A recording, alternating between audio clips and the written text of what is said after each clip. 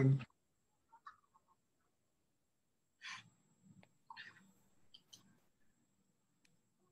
I don't know why they have to do that, but does anyone have a question they would like to ask?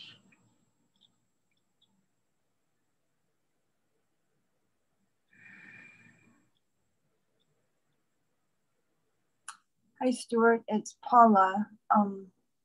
Sometimes I hear high-pitched sounds. I'm sorry, can you repeat that? Sometimes I hear high-pitched sounds, very high-pitched frequency. Yeah, well, that's really good, Paula. That's you're tuning into the Om sound. It's the sound of all creative energy. Now just draw it through your chakra system and let it really help you to build your inner life. But it's, you know, they have this thing called, I don't know, some illness that it's just the Om sound. You are tuning into that sound that is giving birth to everything in the universe, the Om sound. And let it come into you, let it go into the heart chakra, the throat, below the navel, the sex, base of the spine, and let it really help you to build your chakra system. Thank you. I feel open space now between my shoulders also, so thank you. Oh, you're welcome. That's the purpose of all this, for each and every one of us to grow and develop in our lives. And we need these things. You know, these are things that are not taught in school. How to tune into the Om sound. There's no class like that in the university, you know? But these are things that are very real and they're essential if we're going to develop strong inner life. And you come to them when you're ready for them. That's what's so wonderful about Rudy's meditation. You activate Kundalini when your system is ready to activate it. You hear the Om sound when your system is ready to take that energy. You know what to do with it, you know? It's not like people, you know, I mean, look, when I was 6 years old, I used to hear the Om sound. I would lie in bed and hear that sound every night. And always trying to figure out where the hell it came from. But then as you develop a spiritual life, you know what to do with it. You know how to use it inside yourself so that it helps you to build a stronger inner life.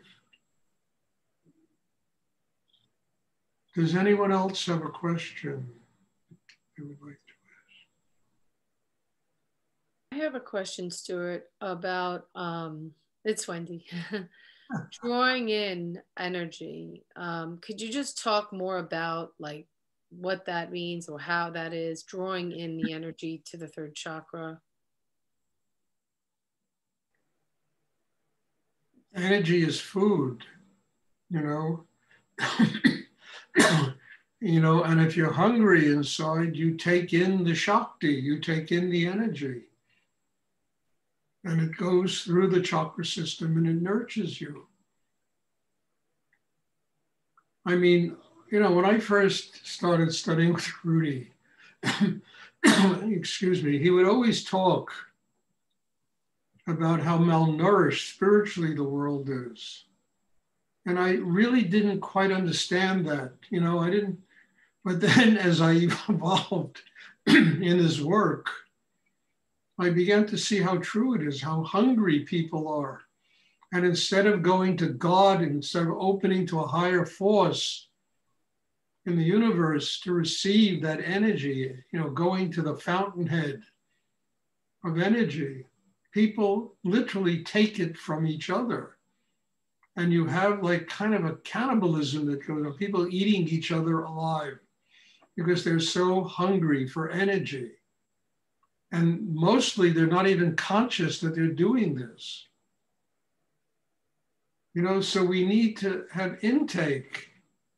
We need to take in energy in order to, you know, you could do this for 5 years, what I teach, and then you can go a year or two and live off of that energy.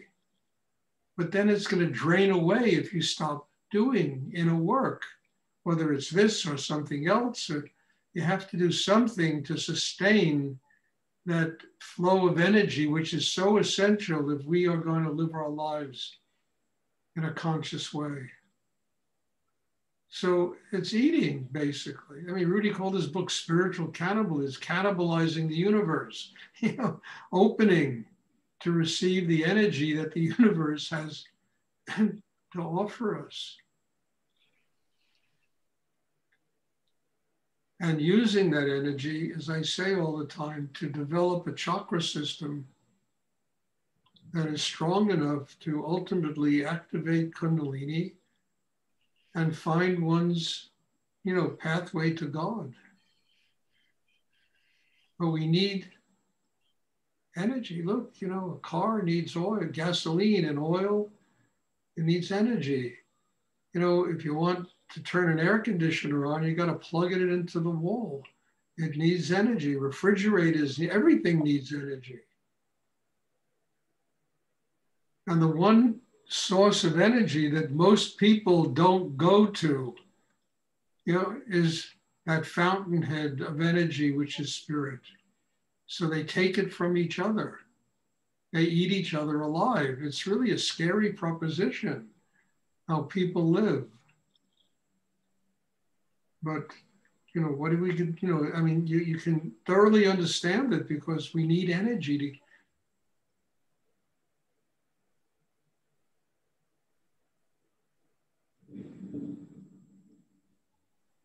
I mean, they virtually have drained the earth of, creating climate problems because of the need for energy.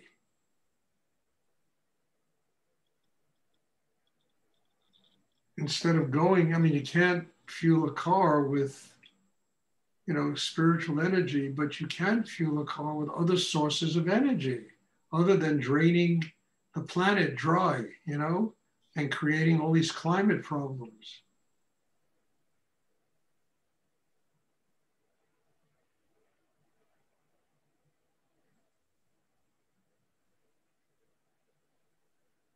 So the whole purpose of our meditation is to build a system that is strong enough to draw energy from the fountainhead, from the source, so that we don't have to drain each other. We go to the source of energy, because that energy is the energy that gives life.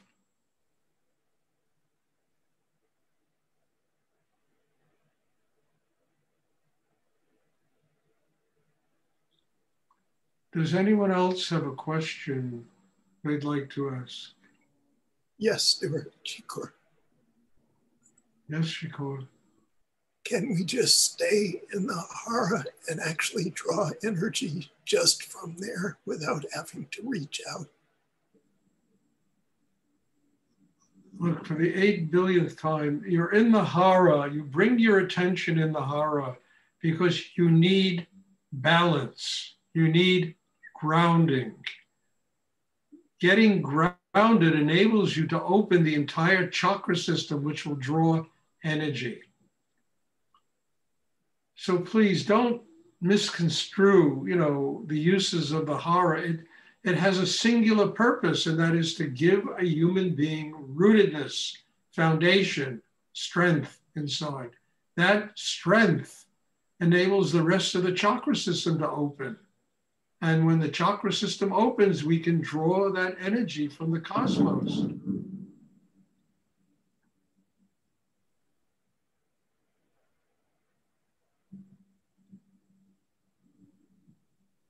It's all very simple, and whatever, just try and be simple about it and recognize the purpose of each chakra, the purpose of the hara, the third chakra, how essential it is. I mean, look, try to grow a tree without roots. You're not going to get very far. Try to grow any plant without roots. It's not going to happen. It's only people that live in kind of rootless lives. They're not centered in that third chakra. So they're up in their heads, they're in their emotions, and life gets very chaotic because of that.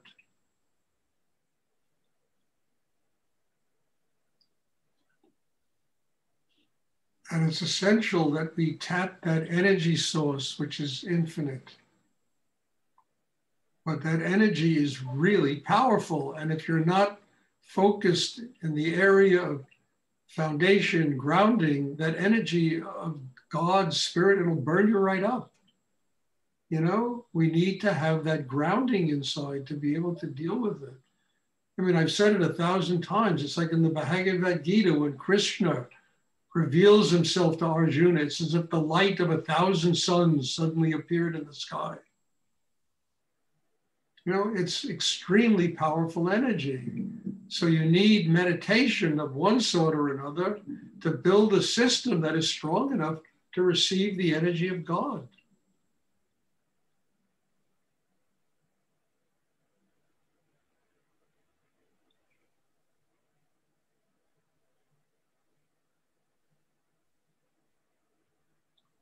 And that takes place through the development and the opening of the entire chakra system. With each chakra having a specific purpose. God, you know, the heart is love, the throat is communication, sound, the mind is knowledge, wisdom, you know, the sex is transformation. The third chakra below the navel is balance and foundation. And the crown chakra is the pathway to God.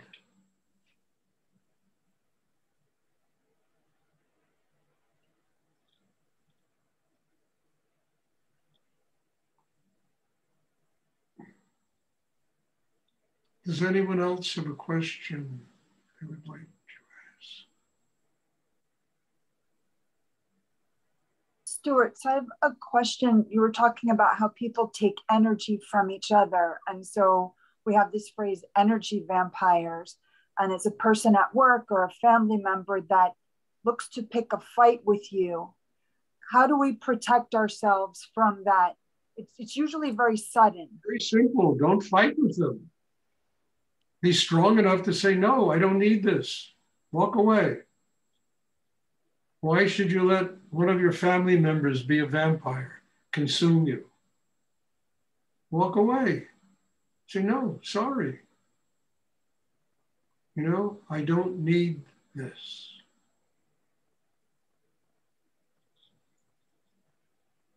And you developing the strength in yourself to do this, you know, just say no. And trust me, that person will find somebody else to do it with. They'll stop coming to you, you know? As long as you can say no, they will stop coming to you. Thank you.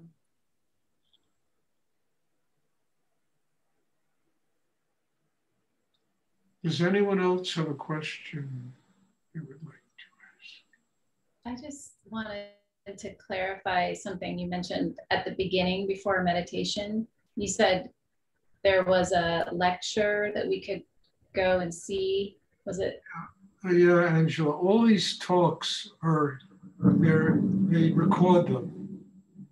I have a class that I do in Europe and in the Middle East, and it's recorded. This class is being recorded. And then, you know, Tony from this class puts it on Facebook and YouTube. And there's a student of mine in Israel named Ellie who puts it on his Facebook and YouTube. And you just put my name in, these things will come up.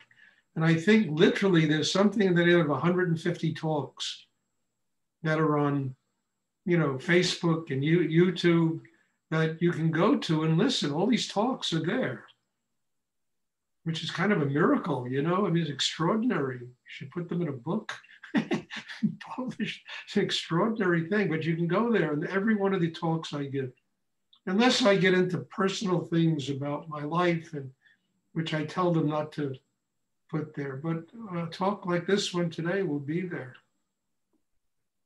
Thank you. And I gave a talk this afternoon. There was a class, and you know, I even told Ellie it was so incredible, powerful. I just listened to it. You know, I said just put that on. You know, be sure you download that on or upload it on Facebook and you know YouTube. I don't even go to Facebook. I haven't been on Facebook in over a year, but all my talks are there. You can go there and listen to them. Great. Does anyone else? I mean, that's one of the miracles of this modern age, you know? Zoom. I mean, you know, look, everybody oh my God, COVID made this possible. Why? Because I needed a way to grow. You all needed a way to grow. And that's what took place. These classes on Zoom, and my God, they're really powerful classes. So, you know, as I even said this afternoon, you've got to find ways to make everything in life work for you, to get you closer to God, everything. There are no excuses because everything can be used that way if we're smart enough to know how to do it as a way to get to God, as a way to grow and develop a spiritual life.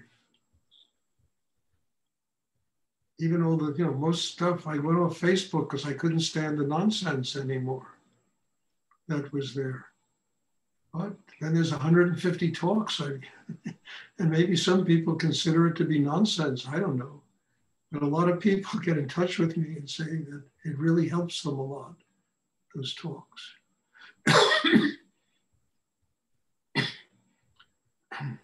Does anyone else have a question they would like to ask?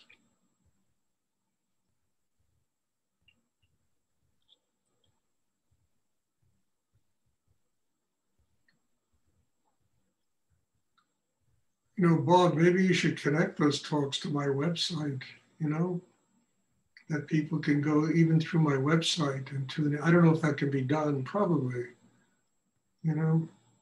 I actually have linked to on your website, I've been linked to the YouTube channel. Oh, fantastic. I didn't know that, you know. Okay, great, great. Thank you. And also, does anyone else have a question they'd like to ask?